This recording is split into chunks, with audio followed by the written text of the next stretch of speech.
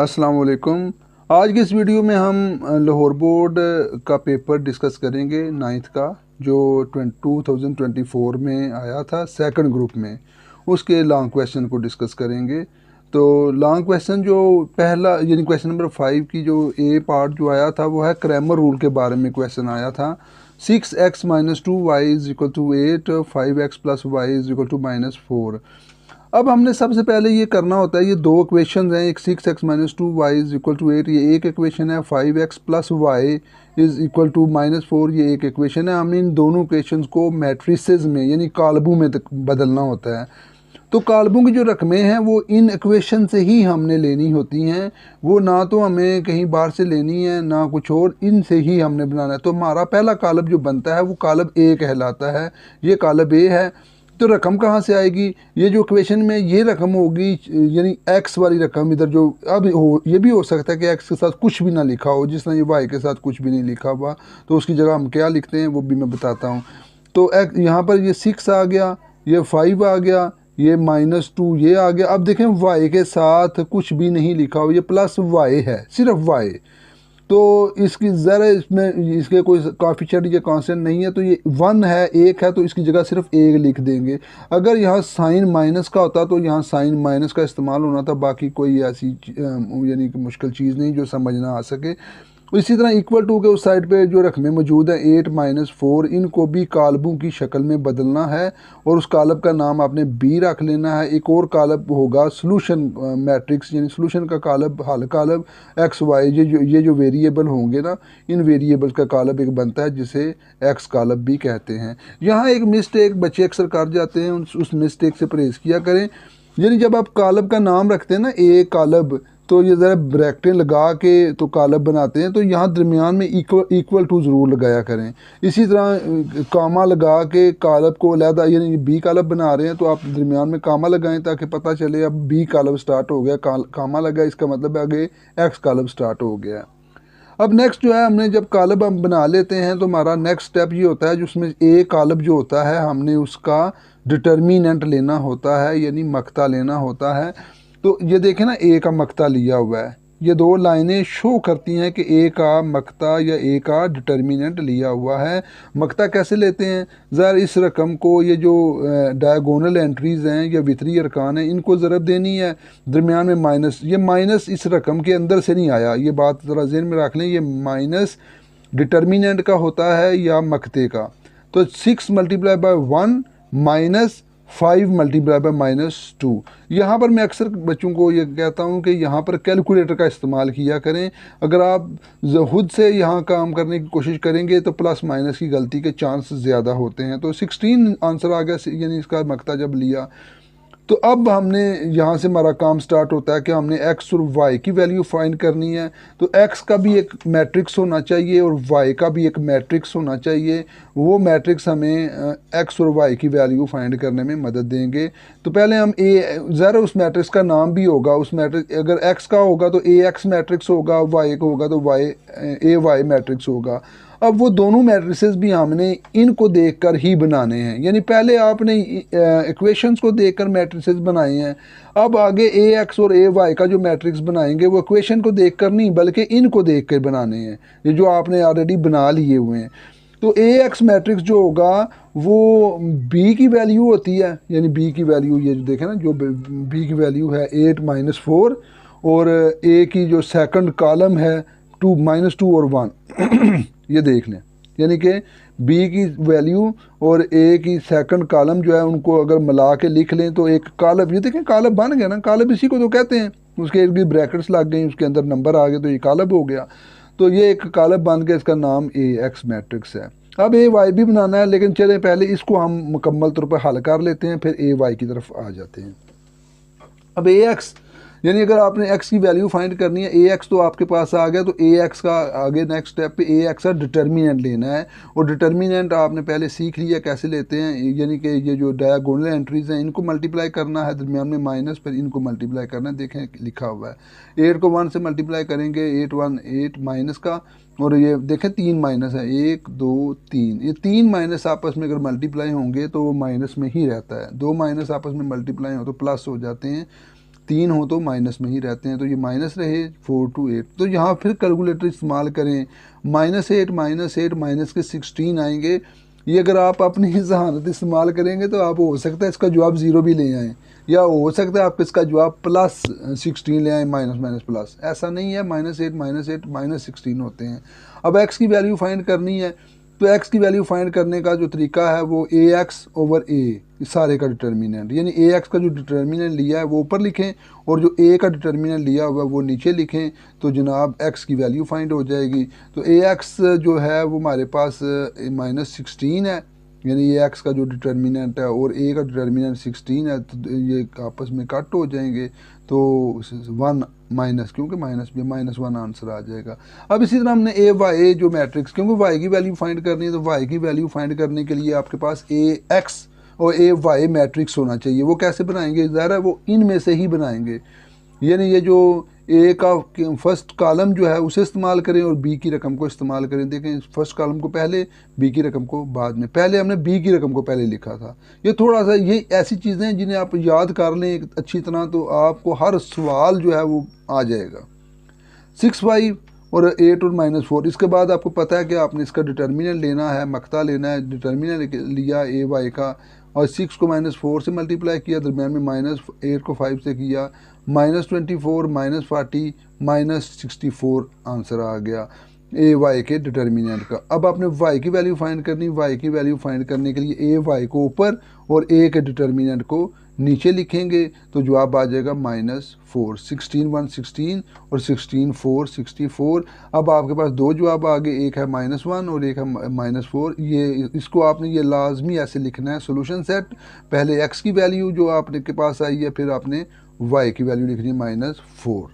अब question math का जो पेपर आया था लाहौर बोर्ड में 2024 में, उसका पहला पार्ट तो ये था ग्रामर रूल वाला, और दूसरा पार्ट जो है वो ये था शो दैट x की पावर a ओवर x की पावर b और whole power a plus b multiply by x की पावर b ओवर x की पावर c मल्टीप्लाई सारे की whole power b plus c multiply by x की c over x की a whole power c plus a is equal to 1। यानी आपने इस रकम इन तीन एक दो तीन रकमों को हल करके ये जवाब लेकर आना है।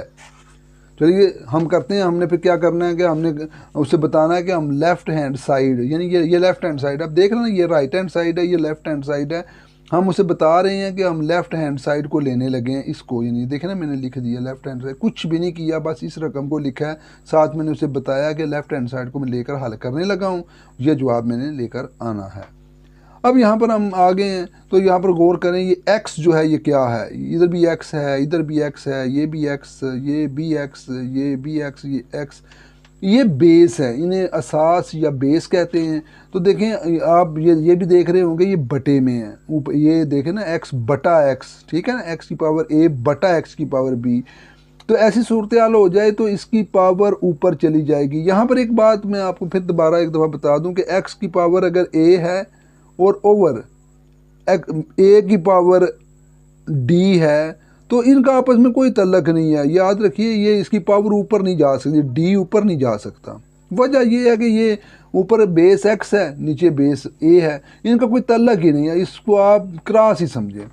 तल्लक उसी वक्त होगा जब दोनों बेस एक जैसे होंगे। अब x ऊपर बेस है, नीचे भी x बेस है, तो इसकी पावर ऊपर चली जाएगी। नीचे ये देखें ना b के साथ कोई साइन नहीं है, तो ये प्लस का साइन है समझ लें, तो ऊपर जाके इसके साथ माइनस हो जाएगा। देखें x a माइनस b, सारे की पावर a प्लस b उसी तरह साथ लिख दी, मल्टीप्लाई बाय दिस।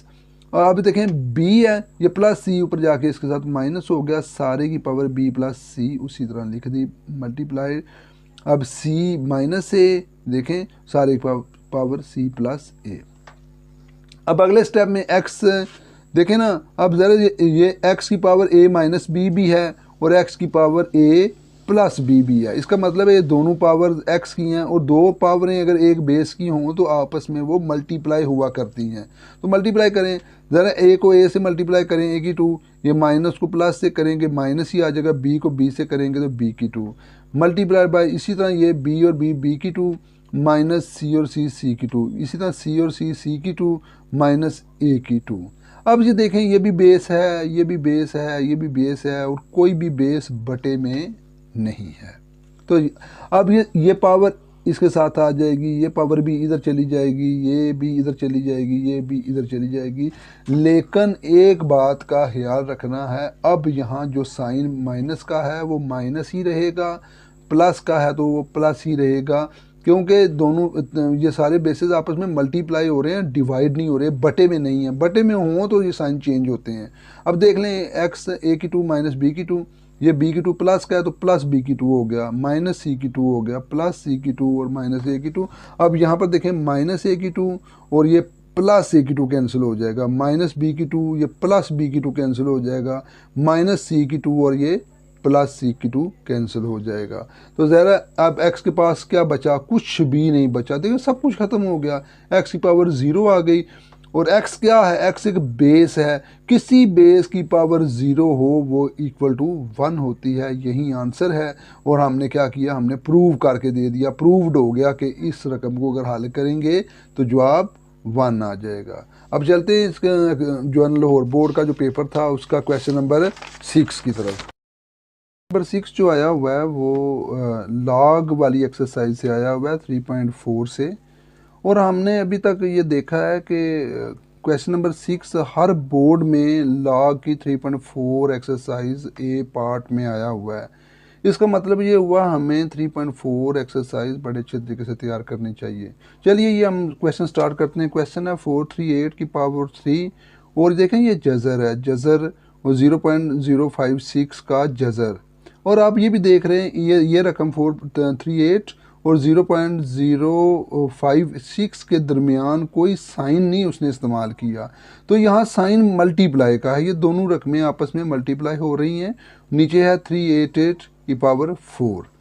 स्टार्ट करते हैं। हमारा जो सबसे पहले हमने इस पूरी रकम को x के बराबर रखना होता है कि x बराबर है, यानी x इज़ इक्वल टू पूरी रकम ये दोबारा लिख दें जिस तरह है, बगैर किसी कमी पेशी के। कोई चीज़ आप ना आपने यहाँ कोई यानी सलूशन आपने इसके अंदर कि कोई स्टेप नहीं करना, ना तो जज़र खोलना है ना किसी को किसी से मल्टीप्लाई करना है। सिंपल आपने इस रकम को लेट करना है कि ये x के इक्वल है।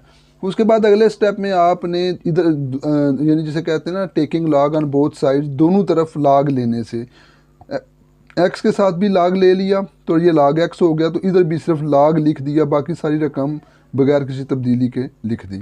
अब हम इसको स्टार्ट करते हैं जो जहाँ लॉग लगना है या जो जज़र खोलने हैं।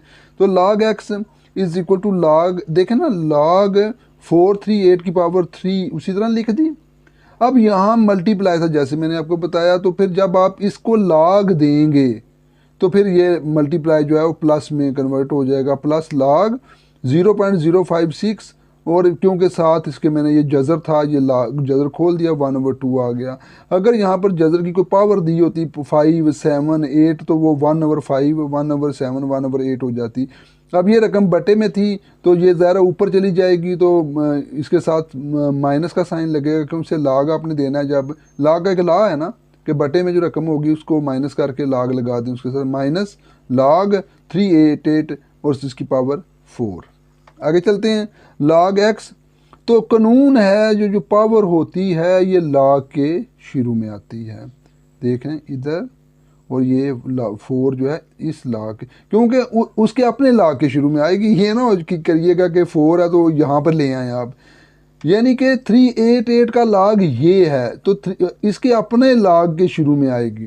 देखें 3 लॉग 438 प्लस 1/2 लॉग 0.056 माइनस 4 ये वाला और लॉग 388।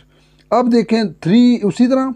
अब लॉग ये देखें ज़रा गौर करें, लॉग 438 का मतलब ये है कि अब आपने कैलकुलेटर इस्तेमाल करना है।